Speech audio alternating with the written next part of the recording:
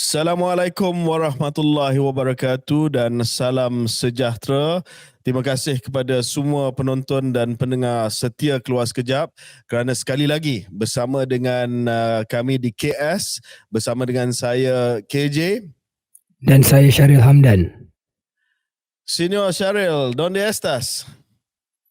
Masih di selatan Sepanyol, masih di Marbella pada saat ini. Oh, Marbella. ¿Qué tal? Suara dah tak ada, disebabkan dalam urusan kerja saya ada riadah sukan padel, dan dalam riadah sukan tu ada teriak, dan menyebabkan saya hilang suara lah. Tapi nak tegaskan, riadah yang saya babitkan diri ni adalah riadah sukan di waktu siang, bukan riadah malam. Muy bien, muy bien. Tapi nampak macam Senior Syaril dah faham bahasa Sepanyol sebab saya tanya dalam bahasa Sepanyol, Syaril jawab. Maknanya tak perlu diterjemahkan. Dah Tak perlu biasa dah dengan sekarang. Okey. Dan macam mana cuaca di Costa del Sol? Untuk makluman pendengar, Marbella berada di Costa del Sol, iaitu kawasan selatan negara Sepanyol yang berada di lautan Mediterranean, satu kawasan yang dikenali sebagai the playground of the rich and famous and Syaril Hamdan. Not really. And Syaril Hamdan is the point. Saya tidak tergolong dalam rich and famous lagi. Tetapi hanyalah sebahagian daripada individu yang mewarnai tempat yang agak menarik ini. Yang mewarnai. Ya. Saya sempat ke Granada, KJ, beberapa hari yang lepas. Syaril sempat ke Alhambra di Granada. Betul. Ya. Dan apa pandangan Syaril berkenaan dengan Alhambra? Satu lokasi yang memang sangat-sangat saya galakkan semua orang pergilah. Ini kali kedua saya sempat ke Alhambra, and I'm sure you've been there as well, KJ. It's quite a stunning place. It's quite a stunning place, dan dengan sejarah tamadun keislaman yang ada di sini. Itu merupakan satu lokasi yang memang menarik lah bagi sesiapa yang minat dengan sejarah. Ya. Syaril sempat ke Cordoba? Tidak sempat lagi. Next time saya nak pergi Cordoba dan Seville. Ya. Saya rasa next time Syaril berada di Sepanyol mungkin boleh ke Cordoba, kerana walaupun mezquita di Cordoba itu mungkin tidak sebesar Alhambra di Granada, tetapi bagi saya lah, saya pernah pergi kedua-dua, saya berpendapat bahawa mezquita di Cordoba tu mempunyai satu kesan yang sangat mendalam. Sebab kalau kita pergi ke mezquita, ia dahulu dibina sebagai sebuah masjid, tetapi selepas Reconquista. Oh yes, señor.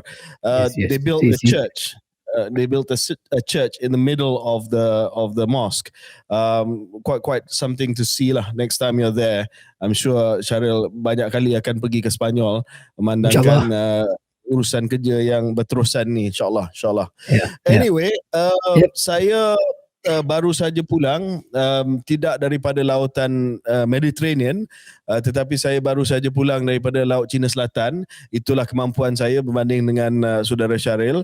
Saya baru saja pulang daripada Desaru, bukan Marbella. Desaru ni kira Marbella Malaysia lah, ya, Marbella Malaysia. Mana one and only ke? Tak, saya tak mampu one and only. Saya just mampu yang biasa-biasa sajalah. Saya pergi bukan untuk persidangan business T20, saya pergi untuk Desaru Bike Week, big bike. Ini bukanlah macam Syaril kan, Forbes magazine. Saya pergi untuk big bikers. Saya pakai topi Johor Southern Outlaws Bike Motorcycle Club. Ni. Assalamualaikum warahmatullahi wabarakatuh dan selamat kembali bersama dengan saya Khairi Jamaluddin. Saya nak ucapkan terima kasih kepada semua. Please hit the subscribe button dan jangan lupa untuk subscribe dan give us a like. Kita pergi kepada beberapa soalan-soalan yang kita telah terima daripada pendengar dan penonton, yang mungkin kita akan jawab 3-4 soalan. Ramai yang seronok dengan soalan-soalan yang telah pun kita jawab dalam episod sebelum ini. Ya, Syaril mungkin nak mula? Ya, let's go with this. Berapa banyak sneakers yang KJ ada? Saya banyak sebenarnya. Saya tak pasti berapa banyak, tapi memang dia ada yang collect, yang menjadi hobi, yang collect benda-benda yang tertentu. Saya suka kepada kasut, suka sneakers. Ya. Tapi soalan dia adalah Dia itu adalah, bukan sebenarnya ini soalan dia kan? hobi T20 lah, untuk kutip stickers ni. Tak ada. Dia hobi T20 ni dia pergi ke Marbella, dia meluangkan masa di Costa del Sol. Itu baru ni lah, T20. Tapi dia ada minta pandang, ni ditanya juga di manakah saya beli stokin saya. Stokin ini I am Faris. ni saya nak Dia soal oleh I am Faris. Ya, stokin ini sebenarnya daripada syarikat tempatan. Ni bukan ditaja ya. Tail Socks, TALE, Tail Socks. Boleh tengok di Instagram, syarikat tempatan lokal. Dan dia buat corak batik dan juga corak-corak kain plekat dan sebagainya. Boleh support lokal ya. Syaril, ini soalan untuk Syaril daripada Baha Basri. Apakah Syaril akan mengkhianati KJ if dapat peluang macam ahli-ahli politik yang sebelum ini? Ini soalan yang sangat-sangat bagus. Ini soalan yang paling bagus dalam sejarah Keluar Sekejap. Tidak, kerana saya dah lama bersama dengan KJ, dan walaupun KJ sentiasa risau, KJ agak paranoid yang saya akan tikam dia, tetapi sebenarnya terbukti saya tidak buat perkara itu selama ini, dan saya harap paranoia itu boleh dialihkan dengan segera. Mungkin satu hari nanti Keluar Sekejap akan di-host oleh orang lain dan Syaril akan tampil seperti Datuk Seri Azmin Ali dan kata bukan saya yang tikam KJ yang tikam saya. Itu ada kemungkinan. Itu ada kemungkinan. Ya. Okey. Okay. Apa lagi? Kuliana Uwais tanya soalan, any thoughts on PN's SG4? State Government 4. Okey.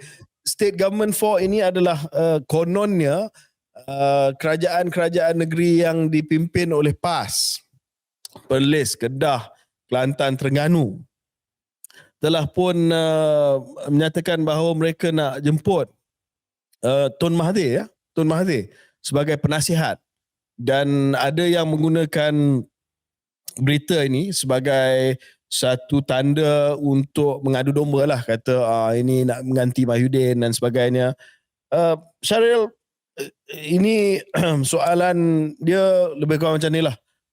Apakah Syaril rasa Tun Mahathir masih lagi ada semangat? Tu memang ada semangat, dia kita tahu bersemangat, tetapi dia masih lagi ada relevance dan juga nilai tambah untuk menjadi penasihat kepada negeri-negeri SG4.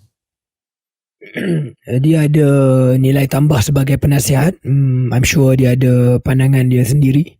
Tetapi dari segi optik kepada luar, dia bukan dia menunjukkan bahawa seolah-olah dia not looking to the future lah. Tidak pandang ke hadapan. Kerana apa kita cakap tentang Tun Mahathir yang baik sekalipun, saya rasa semua boleh setuju, he is not the man for the future. He is a man of the past and adalah individu yang ada banyak jasa dan sebagainya, but he's not the man of the future. Jadi bila ambil dia sebagai sebagai formally penasihat dan sebagainya, akan nampak macam tak boleh move on lagi lah. Jadi bagi saya dari segi itu agak negatif dalam konteks itu. Dalam konteks pengisian nasihat dia, saya yakin ada yang baik. Okay, Syaril, last one from you. Yeah, and then from me maybe. Yeah, there's one from me yang serius sikit. Kita tak bincang panjang selama ini, tapi ada satu soalan. Jimo, mohon komen mengenai Azhar Ali, fellow perdana, bagaimana dia boleh terlepas tapisan. Ini adalah, saya rasa tak perlu terangkan, semua yang mengikuti media sosial akan tahu apa yang kita maksudkan ini. Iaitu seorang individu yang telah buat kali kedua ada helah ataupun ayat biasa dia yang kalau direct kita cakap yang scam lah, yang scam kerajaan buat kali kedua, dan scam rakyat Malaysia buat kali kedua. Dia soalannya macam mana dia boleh terlepas tapisan. KJ adalah pengasas kepada Perdana Fellow, so maybe you can share a bit KJ about what kind of tapisan yang sepatutnya KBS buat. Tapi sebelum saya serah pada KJ, I have to say rakyat Malaysia pun agak lucu lah melihat episod ni berlaku atas dua sebab. Satu mungkin sebab dia suka bila yang kena scam adalah ahli politik dan kerajaan. So I think Malaysians kind of enjoy that in some weird way. Dan kedua ialah I mean kalau nak kata scam ini it's something yang dalam politics ramai aja yang buat cerita-cerita yang palsu kan. Jadi in a way this is just somebody who's doing it for a different reason. Yang ditangkap ataupun kantoi. So saya kali pertama saya ada interaksi dengan orang ni, apa nama ni, Azhar. Adalah masa saya berada di Kementerian Sains, Teknologi dan Inovasi. Dia buat tweet yang dia menang pertandingan di NASA. So saya ada baca tweet tu dan I didn't pay much attention to it lah sebab saya rasa agak benda yang pelik sikit. Tetapi saya tengok selepas itu Tan Sri Mahyudin sebagai PM dan juga Datuk Noraini, kalau tak silap saya, Menteri Pengajian Tinggi, ucapkan tahniah di tweet. So saya pun tak fikir, dan I admit it was my fault. Saya pun tak fikir, tak semak. Saya pun ucapkan tahniah sajalah kepada dia. Dan didapati bahawa itu scam. Dia tak menang pertandingan NASA. Dan saya telah pun tweet selepas itu bahawa ini pengajaran kepada semualah, termasuk saya sendiri, bahawa patut kita semak dan usul periksa dahulu sebelum kita membuat memberi ucapan tahniah kepada mana-mana pihak. Tetapi in my defense, I suppose, itu hanya tweet saja. Dan saya rasa threshold untuk kita buat due diligence untuk tweet tu, walaupun perlu, tidaklah setinggi threshold ataupun keperluan kita buat due diligence ataupun usul periksa semakan terhadap orang yang akan memohon untuk kerja. Dan dalam hal ini waktu saya mengasaskan fellow perdana di Kementerian Belia dan Sukan, saya pastikan supaya bila kita buat pengambilan fellow ni mesti ada tapisan yang ketat, ya, termasuklah cek benda-benda basic seperti kelayakan universiti mereka dan juga sama ada apa yang mereka kata itu benar, mereka telah menang pertandingan-pertandingan yang besar dan sebagainya, boleh kita buat cek. So saya rasa di situ mungkin Sekretariat lepas pandang dan kita harap bahawa tidak akan berlaku lagi. Sekali lagi, ini adalah peringatan kepada saya sendiri juga, ya. Saya tak nak tuding jari kepada satu pihak. Saya telah buat tweet yang saya tak cek sendiri, tetapi dalam hal ini lagi serius sebab ini mengambil kira pengambilan kerja yang saya rasa Sekretariat Fellow Perdana di KBS patutnya melaksanakan tapisan dan juga semakan yang lebih mendalam dalam hal ini. Tapi Mamat ni memang confident level dia 1000. Saya rasa there's something to this lah. Saya tak nak I don't want to be flippant about this, tetapi beliau memerlukan bantuan, ya, sebab kalau ini adalah pattern penipuan ataupun pattern perangai tingkah laku daripada orang ini, saya rasa on a serious note dia perlu bantuan, ya, whether it's counselling, whatever it is, sebab kalau kerja dia asyik misrepresent, dan Saudara Syaril telah bangkitkan sesuatu yang mungkin disebut dengan cara yang remeh, glib tadi, bahawa orang politik pun selalu buat benda ni. Saya rasa we have to encourage people to check, satu, dan kita kena encourage orang, kalau anda tidak mempunyai kelayakan tersebut, tak payahlah nak claim, ya. Saya rasa Syaril, kita pun tahu kawan-kawan kita dalam arena politik yang memang, I mean, you know, they clearly didn't do an MBA, or they did this MBA, yang beli MBA ni, lepas tu tulis dalam profile nak jadi calon ada MBA. I mean, you know, 5 seconds of talking to them, you'll know that they didn't do an MBA, right? So, I think, you know, we should be careful lah, ya. Dalam hal ini. Okay, mungkin kita akhir dengan soalan yang a bit fun. Helmi Joe Saini, which one is better, Metallica or Megadeth, Pearl Jam or Temple of the Dog? Well, to me, saya lebih suka Metallica banding dengan Megadeth. I like the songs better, I like the music better. Pearl Jam and Temple of the Dog, tak pasti Syaril tahu ke tidak, tapi Temple of the Dog ni adalah kumpulan sementara yang diasaskan oleh Chris Cornell, penyanyi Soundgarden, sebagai tribute kepada sahabat dia Andrew Wood, nyanyi Mother Love Bone yang telah meninggal dunia, menghimpunkan a few band members who later on became band members of Pearl Jam. Mike McCready, Eddie Vedder was a guest. Ada lagu yang famous, Hunger Strike daripada Temple of the Dog, tapi saya rasa one album only, so it's difficult to compare lah, sebab Pearl Jam went on to have a much a longer career in discography than Temple of the Dog, which I think was a one-off. Yeah, it was a one-off. But what was special ialah kedua-dua penyanyi itulah, Chris Cornell dan Eddie Vedder dalam satu album. And even though it was a one-off, I think some of the songs were magical because of the combination of the two voices. Oh yeah. So I think if you want to listen, Hunger Strike is the most famous song from that album, the Temple of the Dog album. Tapi kalau nak dengar suara Eddie Vedder dan the vocal range of the late Chris Cornell, Be Yourself, listen to that song and you really see that combination, magical combination, as you say. Yeah.